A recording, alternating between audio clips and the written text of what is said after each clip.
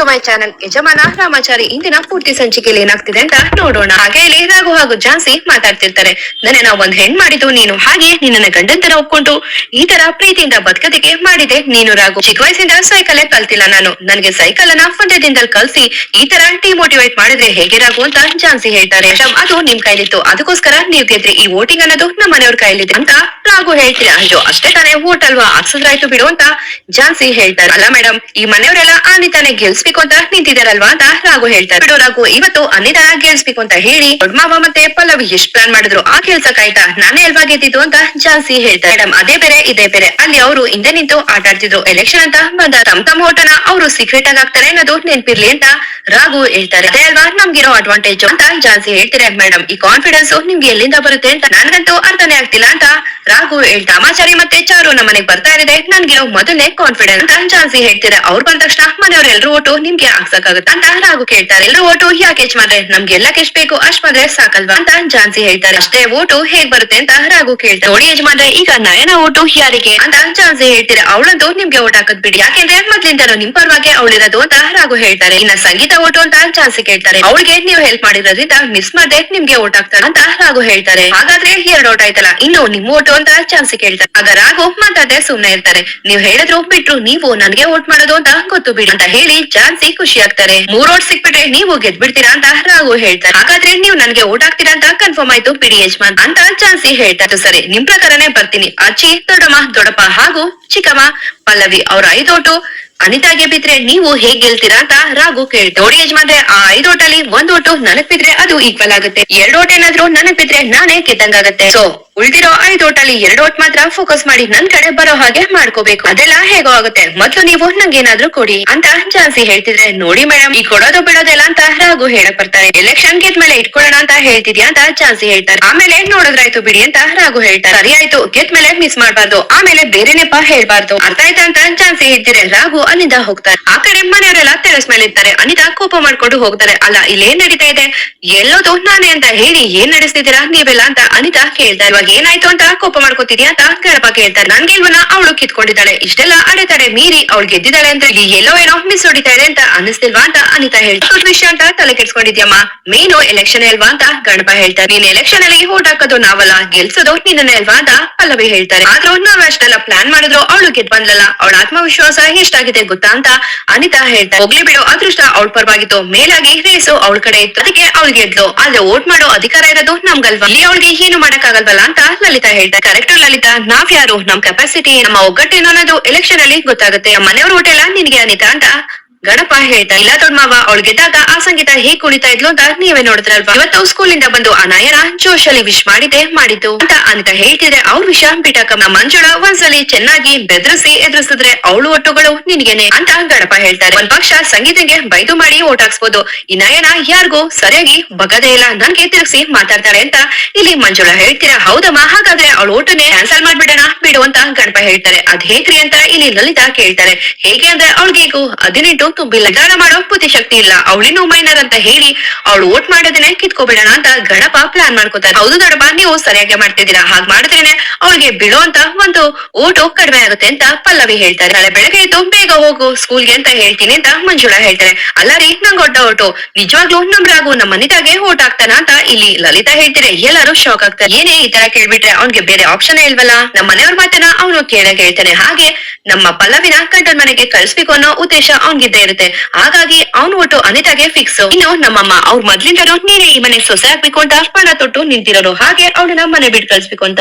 ಹಾಗಾಗಿ ನಮ್ಮಮ್ಮ ನೋಟು ನಿನ್ಗೇನೆ, ಸ್ವಲ್ಪನಾದ್ರೂ ಯೋಚನೆ ಮಾಡು ಅಂತ ಗಣಪ ಹೇಳ್ತಾರೆ. ನೀನು ಜಾಸ್ತಿ ತಲೆ ಕೆಡ್ಸ್ಕೋಬೇಡ ಅನಿತಾ, ಯಾಕೆಂದ್ರೆ ನಮ್ಮ ಮಂಜುಳ ಮಾತನ್ನ ಮೀರಿ ಓಟ್ ಹಾಕೋದು ಅಂದ್ರೆ ಆ ಸಂಗೀತ ಹಾಕ್ಬೋದು, ಆದ್ರೆ ಆ ಸಂಗೀತ ಹಾಕೋದ್ರು ಎಷ್ಟು ಓಟಿಗೆ ಸಿಗುತ್ತೆ ಹೇಳು, ಒಂದೇ ಒಂದು, ಎಷ್ಟ್ ಹೇಳಿ ಒಂದೇ ಒಂದು ಅಂತ ಹೇಳಿ ಎಲ್ಲರೂ ನಗ್ತಿರ್ತಾರೆ. ಆ ಕಡೆ ಜಿಕೆ ಹಾಗೂ ವರುಣ್ ಮಾತಾಡ್ತಿರ್ತಾರೆ. ವರುಣ್ ರೂಮ್ಗೆ ಜಿಕೆನ ಕರ್ಸ್ಕೊಂಡಿರ್ತಾರೆ. ಏನ್ ವರುಣ್, ಇಲ್ಲಿವರೆಗೂ ನನ್ನನ್ನ ಕರ್ಸ್ಕೊಬಿಟ್ಟಿದ್ಯಾ, ಅಲ್ಲೇ ಮಾತಾಡ್ಬೋದಾಗಿತ್ತಲ್ಲ ಅಂತ ಜಿಕೆ ಹೇಳ್ತಿದೆ.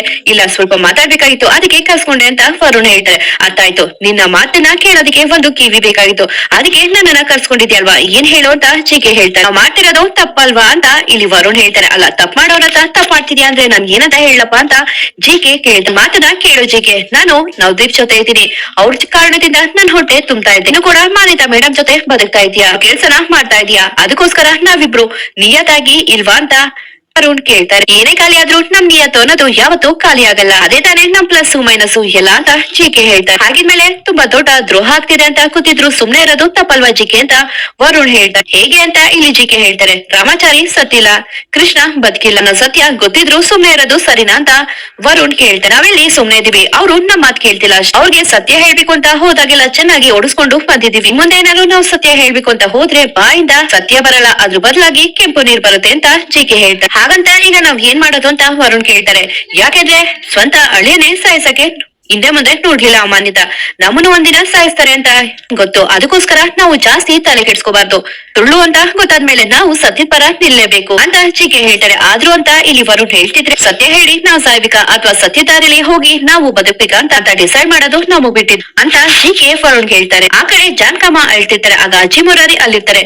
ಯಾಕೆ ಜಾನ್ಕಿ ಅಳ್ತಾ ಇದೆಯಾ ಅಂತ ಇಲ್ಲಿ ಅಜ್ಜಿ ಕೇಳ್ತಿದ್ರೆ, ಸುಶೀಲಮ್ಮ ಫೋನ್ ಮಾಡಿದ್ರು, ಅವ್ರ ಸೊಸೆಗೆ ಸೀಮಂತ ಮಾಡ್ಬೇಕಂತೆ ಅಂತ ಇಲ್ಲಿ ಜಾನ್ಕಿ ಹೇಳ್ತಿರ್ತಾರೆ. ಅಯ್ಯೋ, ಒಳ್ಳೆ ಕಾರ್ಯಕ್ಕೆ ತಾನೇ ಹೇಳಿದ್ರು, ಅದಕ್ಕೆ ಯಾಕೆ ಹೇಳ್ತಿದ್ಯಾ ಅಂತ ಅಜ್ಜಿ ಜಾನ್ಕಮ್ಮನ್ನ ಕೇಳ್ತಿರ್ತಾರೆ. ಅದೇ ಸಮಯಕ್ಕೆ ಇಲ್ಲಿ ಚಾರು ಬರ್ತಾರೆ. ಅಲ್ದೆ ಇನ್ನೇನ್ ಮಾಡ್ಲಿ ಅತ್ತೆ, ನಮ್ಮನೇಲೂ ತುಂಬಿದ ಬಸ್ರಿದ್ದಾಳೆ ಅಲ್ವಾ, ರಾಮಾಚಾರಿ ಇದ್ದಿದ್ರೆ ನಮ್ ಚಾರುಗೂ ಸೀಮಂತ ಮಾಡ್ಬೇಕಾಗಿತ್ತು ಅಂತ ಜಾನ್ಕಮ್ಮ ಕಣ್ಣೀರಾಗ್ತಿದ್ರೆ, ನಮ್ ರಾಮಾಚಾರಿ ಬದುಕಿತಾನೆ ಅಂತ ಮುರಾರಿ ಹೇಳ್ಬಿಡ್ತಾರೆ. ಎಲ್ಲರೂ ಶಾಕ್ ಅಲ್ಲಿ ಮುರಾರಿನೇ ನೋಡ್ತಾರೆ. ಅದು ಚಾರು ಅದಕ್ಕೆ ಮಾತ್ಗೂ ಹೇಳ್ತಿರ್ತಾರಲ್ಲ, ರಾಮಾಚಾರಿ ಬದುಕಿದಾನೆ, ನಮ್ ಜೊತೆನೆ ಇದ್ದಾನೆ ಅಂತ, ಅದನ್ನ ಹೇಳಕ್ ಬಂದೆ, ಹಾಗಿದ್ಮೇಲೆ ಸೀಮಂತ ಮಾಡ್ಬೋದಲ್ಲ ಅಂತ ಮುರಾರಿ ಹೇಳ್ತಾರೆ. ಅದು ಅವಳ ಪ್ರಕಾರ, ನಮ್ ಪ್ರಕಾರ ನಮ್ ರಾಮಾಚಾರಿ ಇಲ್ಲ ಅಂತ ನಮ್ಗೆಲ್ಲ ಗೊತ್ತಲ್ವಾ ಅಂತ ಇಲ್ಲಿ ಅಜ್ಜಿ ಹೇಳ್ತಿರ್ತಾರೆ. ಆಗ ಇಲ್ಲಿ ಮುರಾರಿ ಹೇಳ್ತಾರೆ, ಅಲ್ಲ ಸೀಮಂತ ಹೇಗೆ, ಆ ತಾಯಿಗೆ ಮತ್ತೆ ತಾಯಿಲ್ ಹೋಟೆಲ್ ಇರೋ ಮಗುಗೆ ಒಳ್ಳೇದಾಗ್ಲಿ ಅಂತಲ್ವಾ ಮಾಡಿದ್ರಾಯ್ತು ಅಂತ ಇಲ್ಲಿ ಮುರಾರಿ ಹೇಳ್ತಿರ್ತಾರೆ. ಹಾಗಲ್ಲ ಕಣೋ ಮುರಾರಿ, ಸೀಮಂತ ಅಂದ್ರೆ ಏನ್ ಅನ್ಕೊಂಡಿದ್ದೀವಿ, ಹಾಗೂ ಹಸ್ರು ಸೀರೆ ಹಾಕಿ ಅರ್ಶನ ಕುಂಕುಮ ಹಾಕಿ ಮಾಡೋದನ್ನ ಸೀಮಂತ ಅಂತಾರೆ. ಗಂಡ ಸತ್ ಮೇಲೆ ಇದನ್ನೆಲ್ಲ ಹೇಗೋ ಮಾಡಕ್ಕಾಗುತ್ತೆ ಅಂತ ಅಜ್ಜಿ ಹೇಳ್ತಾರೆ. ನೀವೇ ಹೇಗೆ ಹೇಳಿದ್ರೆ ಹೇಗೆ ಅಜ್ಜಿ ಅಂತ ಮುರಾರಿ ಹೇಳ್ತಾರೆ. ಅತ್ತೆ ಹೇಳ್ತಿಲ್ವೋ ಆಚಾರ ವಿಚಾರ ಅದು ಹೇಳ್ತಾ ಇದೆ ಅಂತ ಇಲ್ಲಿ ಜಾನ್ಕಮ್ಮ ಹೇಳ್ತಾರೆ. ಪಾಪ ಅಕ್ಕೆಗೂ ಸ್ವಲ್ಪ ಆಸೆ ಅನ್ನೋದಿರುತ್ತಲ್ವಾ ಅಂತ ಮುರಾರಿ ಹೇಳ್ತಾರೆ. ಅಲ್ಲ ಕಣೋ ಮುರಾರಿ, ಈ ಮನೆ ಅಂದ್ರೆ ಏನ್ ಅನ್ಕೊಂಡಿದ್ಯಾ, ಆಚಾರ ವಿಚಾರ ಪಾಲಿಸೋದು, ನಾವೆಲ್ರೂ ಮುಂದೆ ಮಾಡಿದ್ರೆ ನಮ್ಮನ್ನ ಎಲ್ರು ನೋಡ್ಕೊಂಡು ನಗಲ್ವಾ ಅಂತ ಅಜ್ಜಿ ಹೇಳ್ತಾರೆ. ನಮ್ಗುಳ್ತಿರೋದು ಒಂದೇ ಒಂದು, ದೇವಸ್ಥಾನಕ್ ಹೋಗಿ ಚಾರು ಹೆಸರಲ್ಲಿ ಮತ್ತೆ ಹುಟ್ಟೋ ಮಗುಗೆ ಒಳ್ಳೇದಾಗ್ಲಿ ಅಂತ ಬೇಡ್ಕೋಬೇಕಷ್ಟೇ ಅಂತ ಅಜ್ಜಿ ಹೇಳ್ತಾರೆ. ಆ ಕಡೆ ಚಾನ್ಸ್ ರೂಮ್ ಅಲ್ಲಿ ಕೂತಿರ್ತಾರೆ, ಕಣ್ ಮುಚ್ಕೊಂಡು ಕೂತಿರ್ತಾರೆ. ಅದೇ ಸಮಯಕ್ಕೆ ರಾಘು ಹೋಗ್ತಾರೆ. ಏನಾಯ್ತು ಮೇಡಮ್ ಅಂತ ರಾಘು ಕೇಳ್ತಾರೆ. ಏನೋ ಗೊತ್ತಿಲ್ಲ ರಾಘು, ಸರಿಯಾಗಿ ಕಣ್ಣೆ ಕಾಣಿಸ್ತಿಲ್ಲ ಅಂತ ಚಾನ್ಸಿ ಹೇಳ್ಬಿಡ್ತಾರೆ. ಯಾಕೆ ಮೇಡಮ್ ಈ ತರ ಹೇಳ್ತಿದ್ಯಾ, ನಾನ್ ನಿಮ್ ಮುಂದೆನೆ ಇದ್ದೀನಿ ಅಂತ ರಾಘು ಹೇಳ್ತಾರೆ. ಹೌದಾ, ನನ್ ಮುಂದೆನೆ ಇದೆಯಾ, ಸರಿ ನನ್ ಮುಂದೆ ಬಾ ಅಂತ ಚಾನ್ಸಿ ಹೇಳ್ತಾರೆ. ಆಗ ಚಾನ್ಸಿ ಕಣ್ ಮುಚ್ಬಿಡ್ತಾರೆ.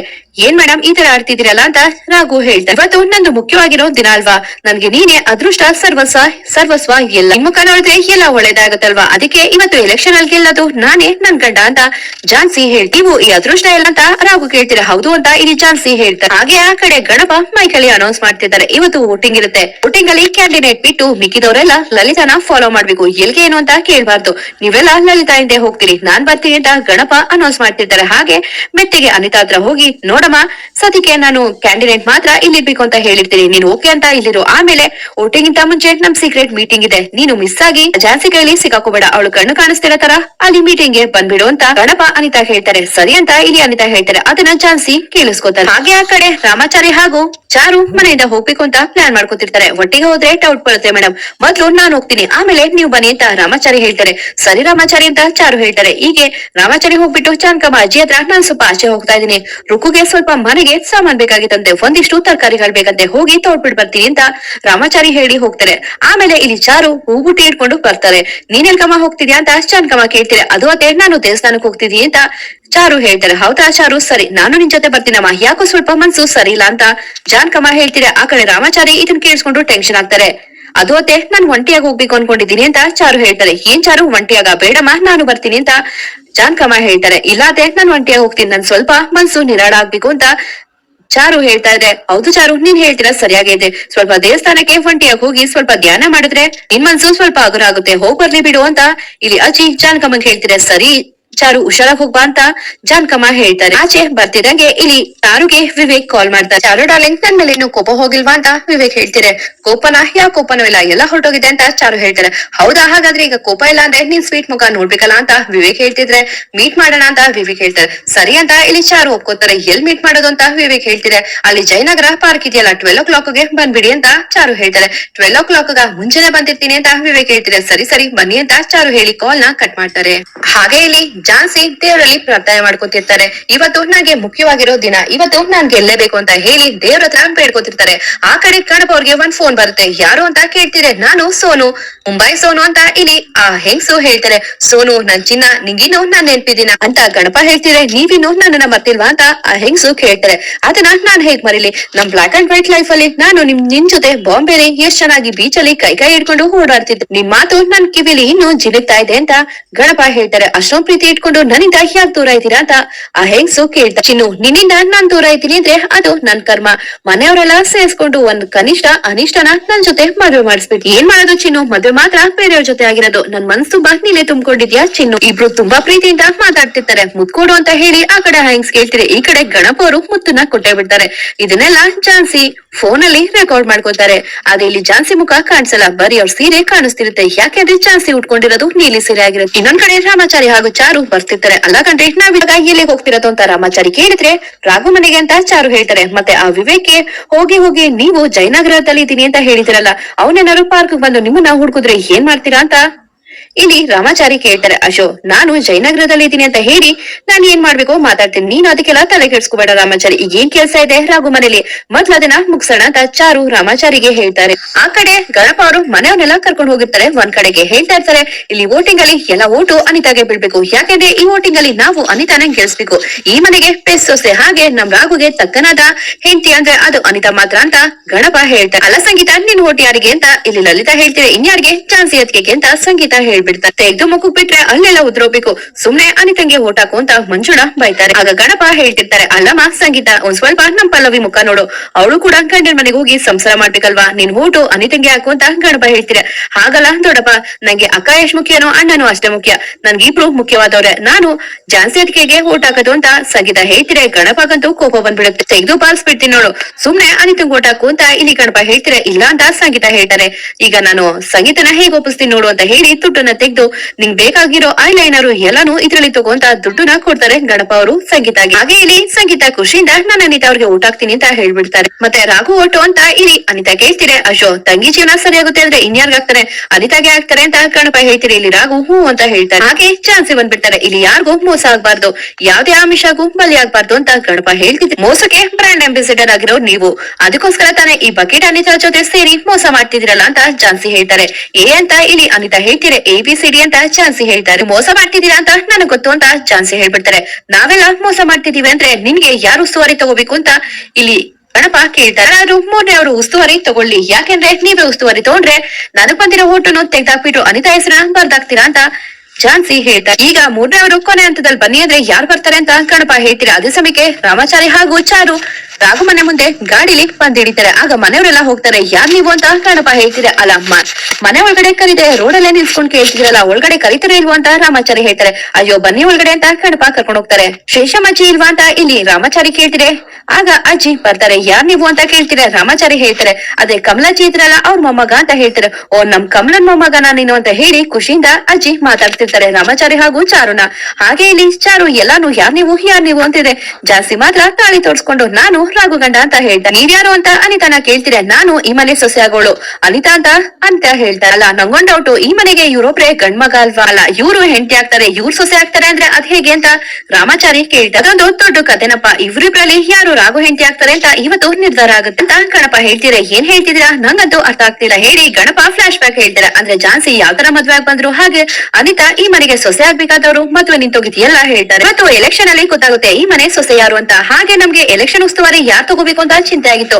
ಹೇಗಿದ್ರು ನೀವಿಬ್ರು ಬಂದಿದ್ದೀರಲ್ಲ, ನೀವಿಬ್ರೆ ಎಲೆಕ್ಷನ್ ಉಸ್ತುವಾರಿ ತಗೊಳ್ಳಿ, ನಮ್ಗೋಸ್ಕರ ನೀವು ಒಪ್ಕೊಳ್ಳೇಬೇಕು ಅಂತ ಗಣಪ ಹೇಳ್ತಾರೆ. ಏನಮ್ಮ ಝಾನ್ಸಿ, ನಿಂಗೆ ಒಪ್ಪಿಗೆ ಇದೆಯಾ ಅಂತ ಝಾನ್ಸಿ ಕೇಳ್ತಿದ್ರೆ. ನನ್ಗೆ ಒಪ್ಪಿಗೆ ಇದೆ ಅಂತ ಝಾನ್ಸಿ ಹೇಳ್ತಾರೆ. ನಿನ್ಗೇನಾದ್ರು ತಕರಾರಿದ್ಯಾ ಅನಿತಾ ಅಂತಿದ್ರೆ. ಇಲ್ಲ ದೊಡ್ಡ ಮಾವ ಅಂತ ಇಲ್ಲಿ ಅನಿತಾ ಹೇಳ್ತಾರೆ. ಸಂಚಿಕೆ ಮುಕ್ತಾಯ ಆಗಿರುತ್ತೆ. ಈ ವಿಡಿಯೋ ಇಷ್ಟ ಆದ್ರೆ ಒಂದ್ ಲೈಕ್ ಕೊಡೋದನ್ನ ಮರಿಬೇಡಿ. ಹಾಗೆ ನನ್ನ ಚಾನಲ್ಗೆ ಸಬ್ಸ್ಕ್ರೈಬ್ ಆಗಿ. Thank you.